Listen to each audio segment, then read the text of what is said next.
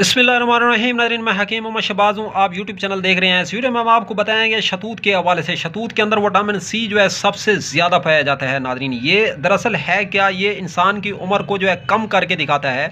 अगर आदमी की उम्र 100 साल है तो 15 से 20 साल की उम्र से ज़्यादा उम्र नज़र नहीं आती अगर शतूत का इस्तेमाल करना शुरू कर दिया जाए तो नाज़रीन, शतूत ये दरअसल जो है दिमागी स्ट्रेस, खफकान, खौफ, राशा, ब्लड लो, हाई डिप्रेशन, खिंचाव, पट्ठों का खिंचाव, इसको दूर करता है।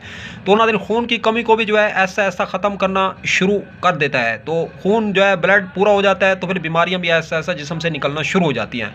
आपको पता है खून की कमी सबसे बड़ी बीमारी है, इससे ही जो है बीमारियां जन्म लेती हैं। तो नाज़रीन, ये विटामिन सी जो है किसी मल्टी विटामिन कैप्सूल के चक्कर में ना पड़े, आप सिर्फ जो है यही इस्तेमाल करना शुरू कर दें। जिस जिस्म में बेसकूनी है, अगर शतूत दाखिल हो गया तो यूँ समझ लें उसने सुकून की फक्की खा ली है। नाज़रीन, ये सुकून में इसका कोई सानी नहीं है।